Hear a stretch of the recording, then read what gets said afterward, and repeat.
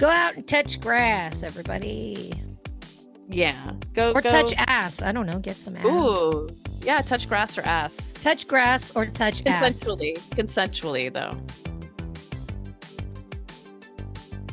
Welcome to Bitch Talk. I'm your host, Erin. And I'm co-host Ange, aka Captain Party. 2026 brings us into our 13th year of podcasting, and we're proud to be here. Thank you to our followers and longtime listeners for voting us Best of the Bay Best Podcast for 3 years in a row, and to SF Film for adding us to the respected list of essential SF winners. If this is your first time listening, where the hell have you been? But better late than never. We're like if the rap group Salt and Peppa met the show Grace and Frankie and had a baby. And if you don't understand what that means, ask Jeeves. And now, on with the show. Clink!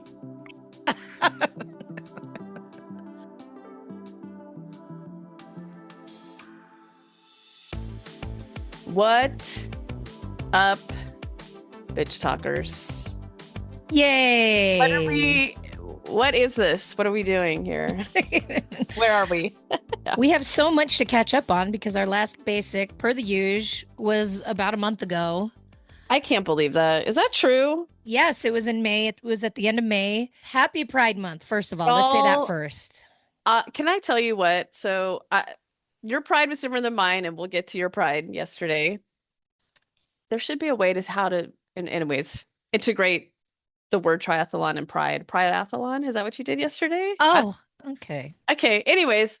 Leave the puns up to me, okay? Shh. I'm trying. I'm challenging myself. But I was in San Francisco yesterday and went to the Valkyries game because they're the fucking best and I love them so much. And I'm actually putting together a pitch for a story about one of the players. And it was amazing to be there because on their Pride night, one of their players, Gabby Williams, shouted into the TV camera after they won, "This is for the gays." Mm-hmm.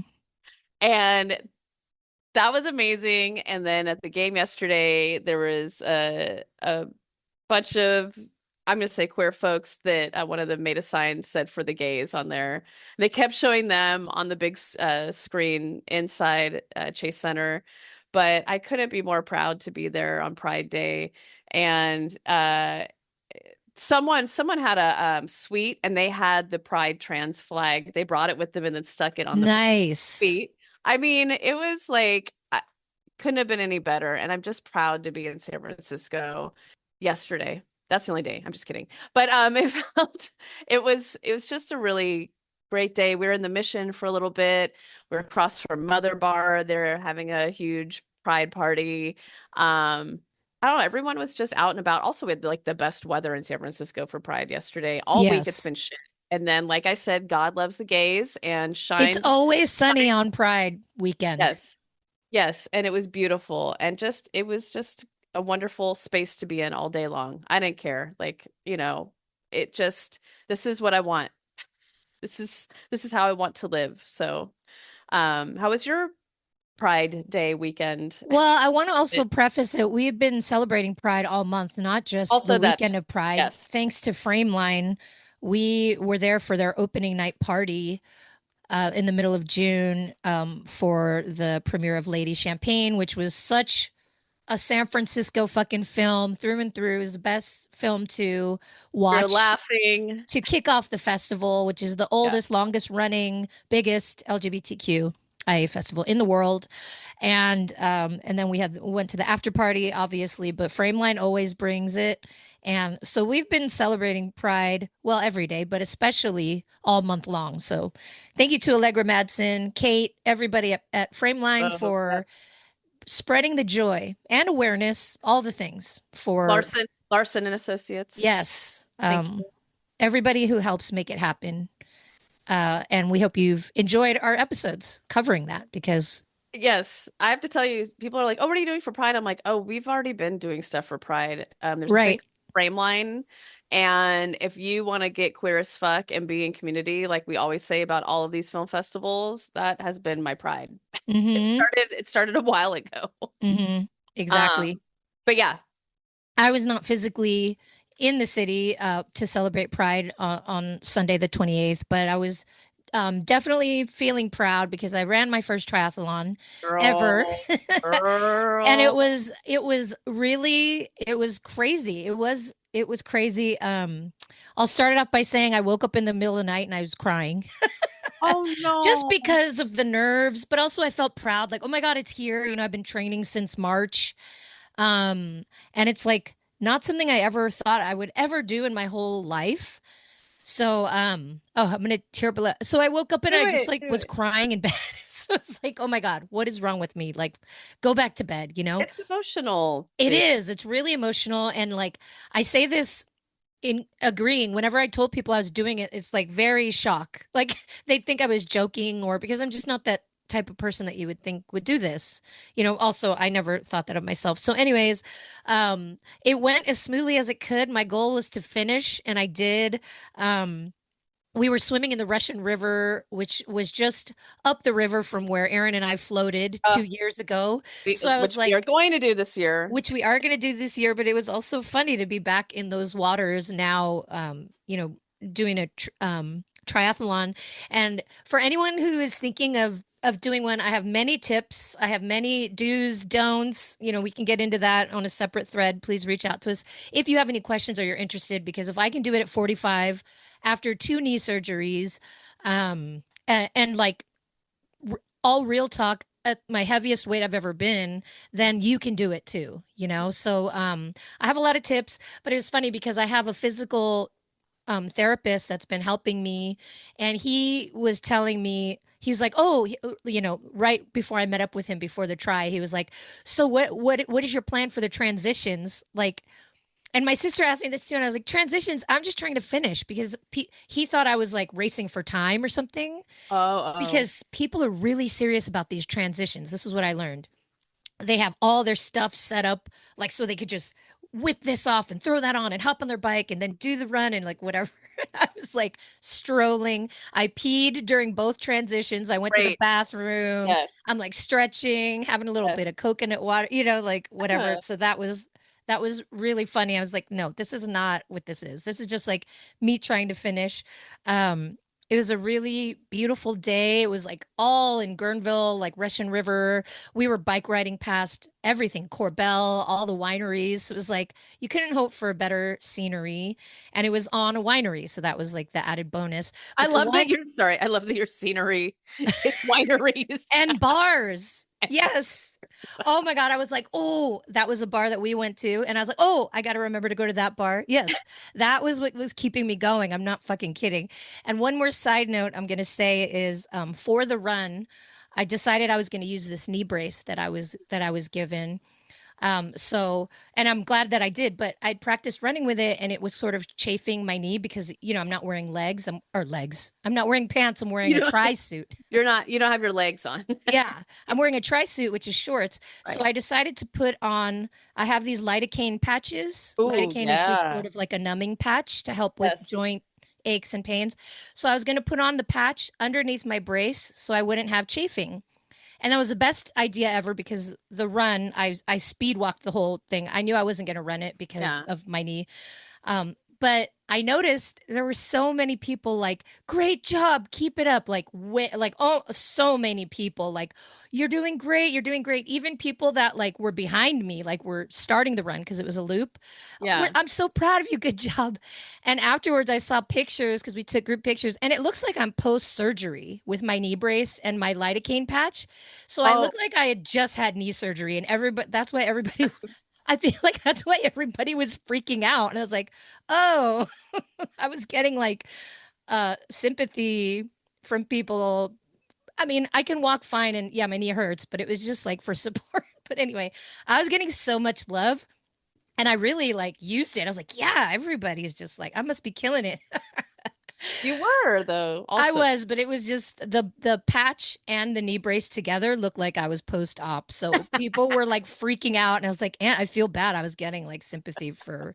Anyways, shout out to my sister, my other sister who lives in Orange County because she was watching the Twitch thread the whole time, and she took a picture of me and my sister when we passed the finish line. I'm like, I totally believe she was sitting there for like 2 hours waiting for us because it took me 2.5 hours. And the picture she took, it looks like I'm doing the jig. I'm like, is that how I run? Like my elbow was like way high up, and it was a very embarrassing picture. I can't wait to see it. But yeah, so that's it. That's it. If I finished, and yeah, the me crossing the finish line versus my sister, who she's done triathlons for 15 years. She had her hands up like Rocky because she knew. I was like, damn it, that's what you're supposed to do at a finish line. This is my first finish line. And I was just like, ugh, Yeah, just get me over this lumping thing. through it. Right. And then afterwards, we get all the wine we want. Whoa. So, I mean, they were pouring small, they weren't Yeah, pouring yeah. full Little glasses, sippers. Yeah. but that was amazing. So then we're just sitting in the sun, just like, Uh, sore. I Yeah. what did you learn about yourself through all of this? Oh my God. This is the thing um that I already talk about, like getting older and like kind of being proud of my age and like everything I've been through, but I feel like you can keep surprising yourself. That will never stop as Mhm. long as you stay curious and want to keep challenging yourself. There's no limit to your ability to change and progress and grow and to surprise yourself. Like I fully surprised myself and I doubted myself. Um, yeah, so that's it.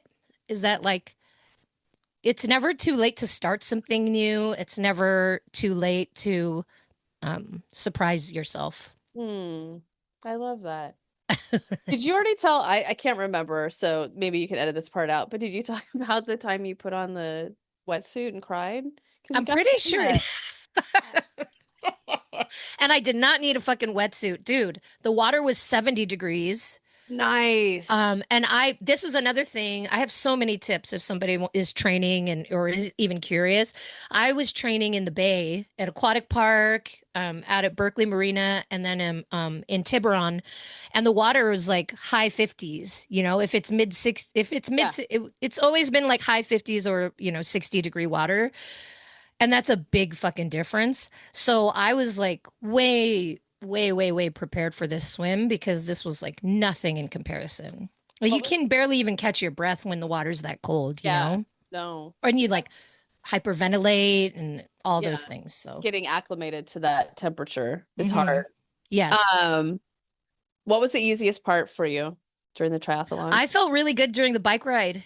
Okay, good. I felt really strong. And I was like, I felt good during the swim too. But the problem is in the beginning, everybody is kicking and elbowing each other, and I did not Oh, fucking like that, and that freaked me out. I wasn't like mad, but I was like, oh, because it would throw me off my rhythm. I'd get an elbow or a because you're all supposed to swim like sort of next to these buoys, but I noticed some people were kind of like spreading themselves out, so I did that, and I spread myself out. yeah. And then once I was able to just swim and not get hit, then I was okay. But in the beginning, it's like it's nerve wracking and it's scary because everybody's just like really frantic and hitting each other. So, but the swim was fine, and I felt like way more confident than I thought I would. But during the bike ride, that was really fun because, like I said, it was like riding past wineries and bars. But I actually had time to look around and enjoy my surroundings. Mm. Whereas during the run, I was just like, oh my God, this is fucking like, I was sort of speed walking, but it was really a painful ending. All three of us, my sister and her friend also did it with us. We all say the run was the worst part. And it was only a 5K, 3 miles. But halfway through, I noticed that some people had like zipped down their tri suits. And I was like, oh, yeah, why am I not doing that? So I zipped mine down and then I could breathe more. So that felt better. But it was like the run was brutal. But the bike ride, I love bike riding. And Yeah. it was still hard. Like at the end, there were two hills at the end of the bike ride, like at the 13th, 12th, and Uh, 13th mile. And it was just like that was horrible. But I never got off the bike and I felt really strong for that part. Wait, were you wearing a bra yesterday? You wear a sports bra, but no, Okay. yeah, I no was like, underwear oh, though. TMI. all right. Well, because you're not supposed to with chafing and Well, yeah, stuff. how would you anyways? I don't like because you're not wearing a wetsuit, but you're wearing something that's pretty. Yeah, it's shorts. I mean, Yeah. technically you could wear underwear, but it's just not necessary. You don't, yeah. No. chafing. Yes. Chafing is so real. Did you watch The Office where they did that fun run, which Oh is my God. Ew. Yeah. but The Andy, nipples. yeah, Yeah. Andy's nipples. Oh God. you didn't eat a bowl of carbonara or whatever the fuck he ate. Oh, we went to Olive Garden the night before. That was awesome. Olive Garden, it's You so, did? yes. What'd you eat? I had a new, Carbonara? they have like this new summer specials with Calabrian sausage. Is that how you pronounce Sure. it? Yeah, yeah. Calabrian. Spicy penne with Calabrian sausage. And a side of meatballs and all you could salad and breadsticks. Breadsticks. Yeah, you're basically Michael Scott. All right. You're the Michael Scott of Fun triathlon. run. The Michael Scott fun run to solve rabies. Yes, to cure rabies. Wait, sorry, Oh. he's eating Alfredo. Fettuccine Alfredo. Right. And he barfs it.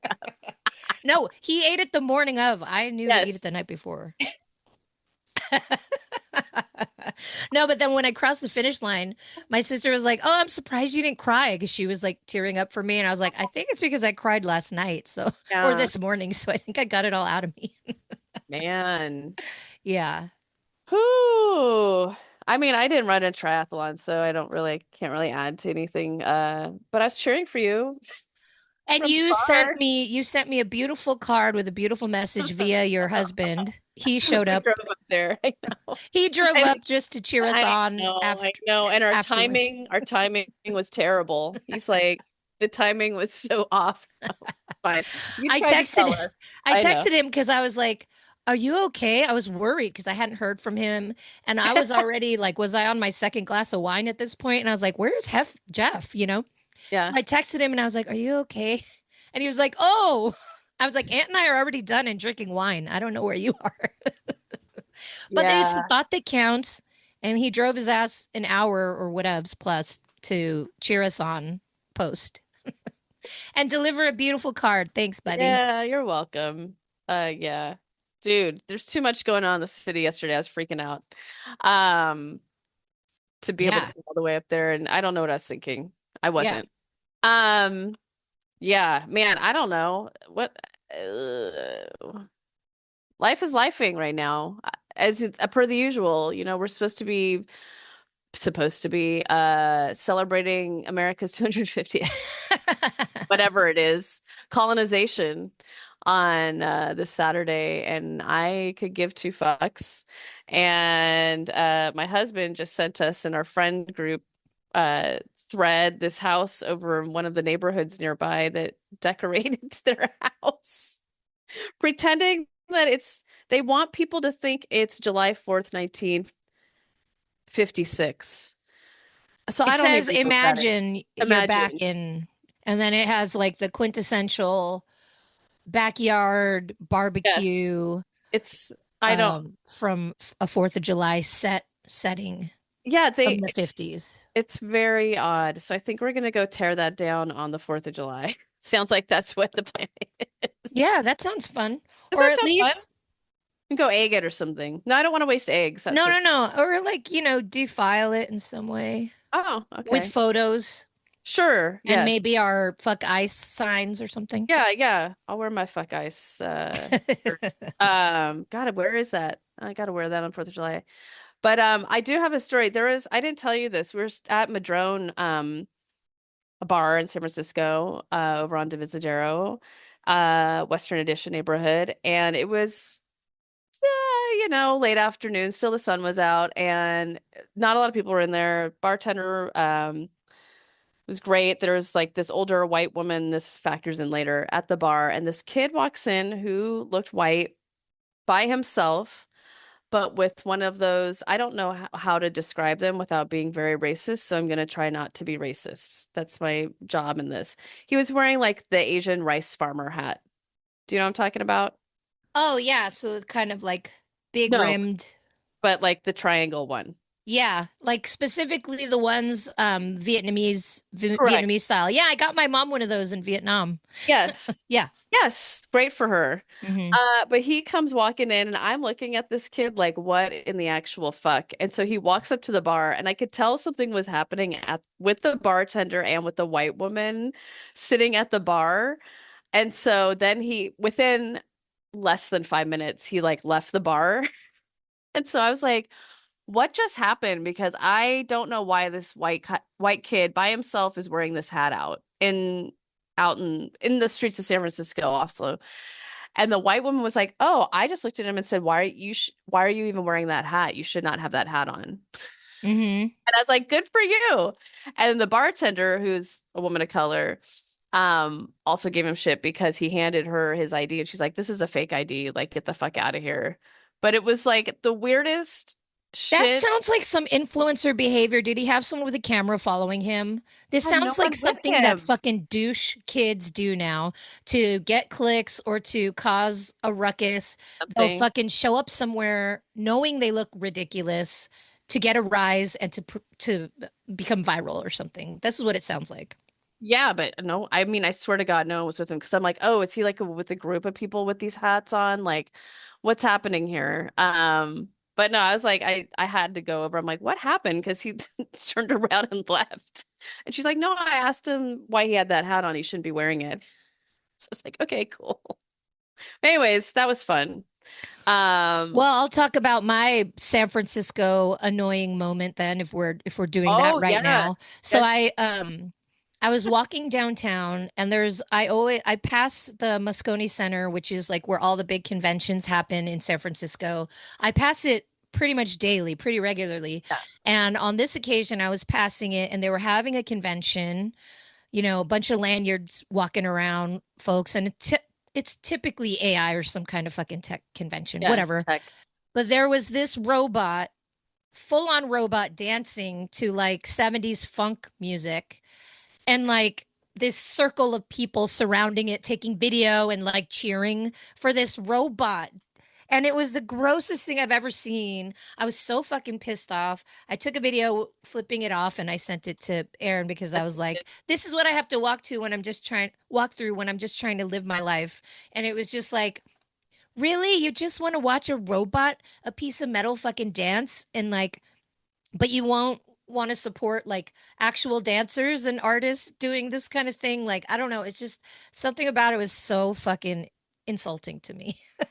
hmm And it was, yeah, that's what happens in San Francisco. It's not just the billboards.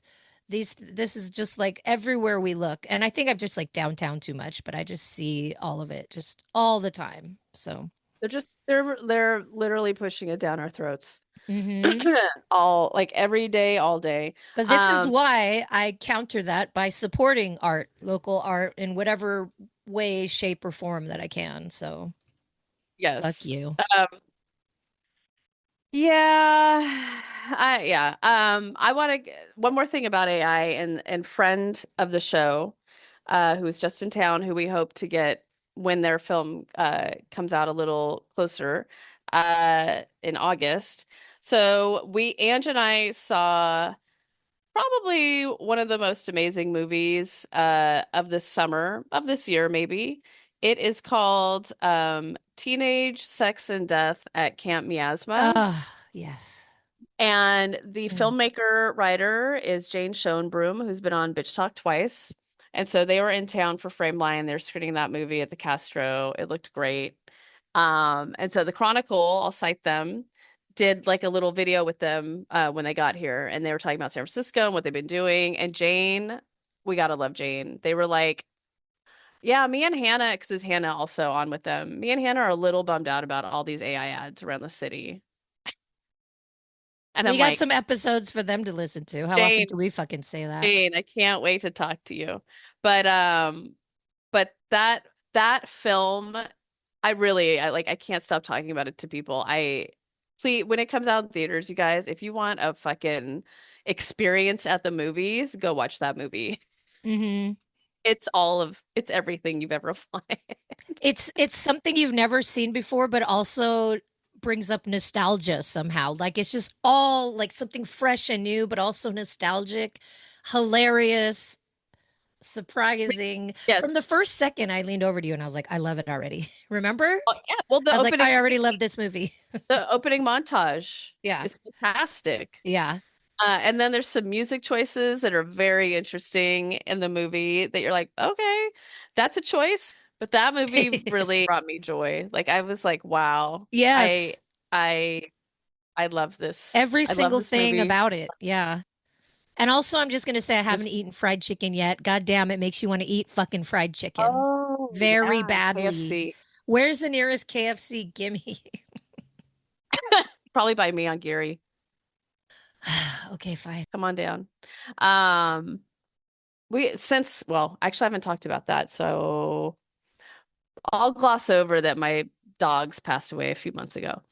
But it's given my husband and I more time, whether it's good or bad, to go out. And so, um, going out more has been great. Walking around the city, trying to take as much public transportation has been really great as well.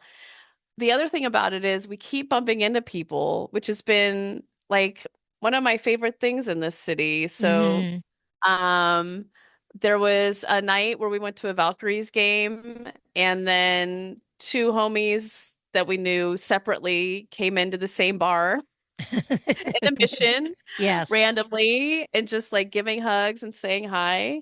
And then there's folks that used to live here. They moved to Nashville years ago and then they just moved back. And I knew they just moved back, so I haven't been bugging them. Figured they were just settling in and randomly went to a restaurant I have not been to since probably before, maybe a little bit after the pandemic, whatever that means, but years, it's been years.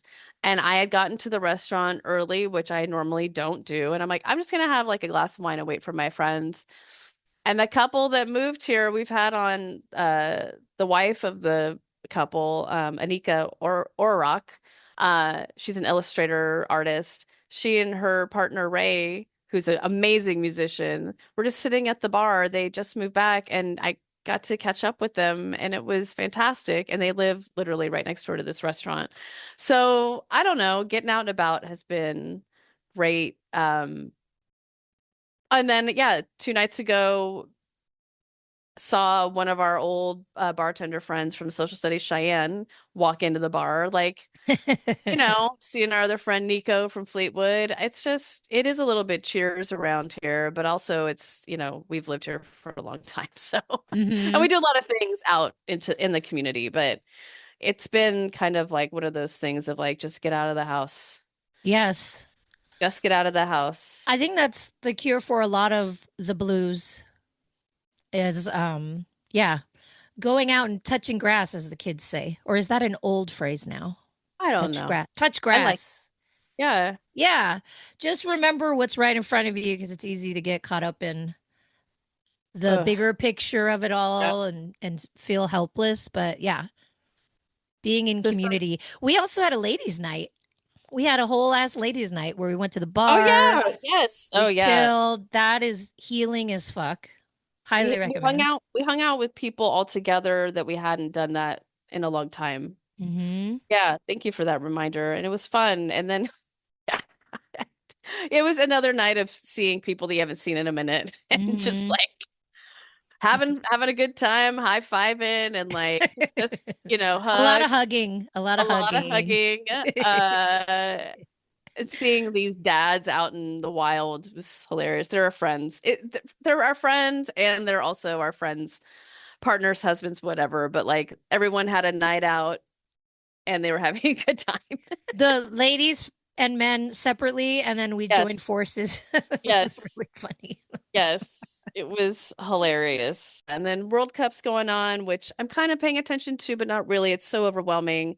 But I'm glad it's bringing businesses to the businesses that are screening all of these matches. It's been our friends at Standard Deviant, like today, for instance, they were opening at 8:45 in the morning for the Japan, and I don't know who the other team was, but like the It was like Japan Japan, Brazil or something, I think. Anyway. possibly. But yeah, they're open early as hell. They do not open up that early for this game. Mm. Like people are bobbing and weaving for and bending over backwards for a World Cup. Yeah, make Um, that money. And it's also good for people to remember that there's other countries out there. Thank you. Other countries, There's other a whole flags, other world. other, anthems. There's so many things. Mm-hmm. Yes, I agree. I love it. Mm-hmm. Uh, but yeah, who's your this bitch?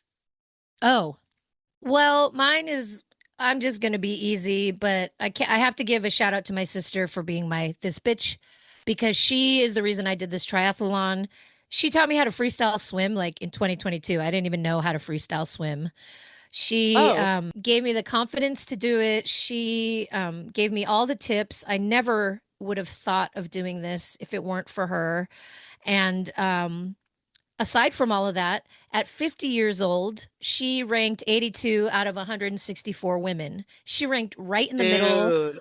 And this is including majority young as kids. And she's fucking out there kicking ass. And yeah, I have to give her a shout out because it was all because of her that I was doing this. So thank you. What's your secret? Huh? I know. What's your Well, okay. secret? And I'm going to say another thing. This doesn't define her. Like some people that are in this triathlon world or racing this is like their whole It's persona. your You know whole what I vibe. mean? There's Yes, people like yes. that are like, "Hey, I'm a this, I'm a that." And it's just real, it's a lot. It's cool, good for Yeah. you, but it's also like, okay, you wouldn't even know that she does this, and she's been doing it No, for like 15 years now, I think.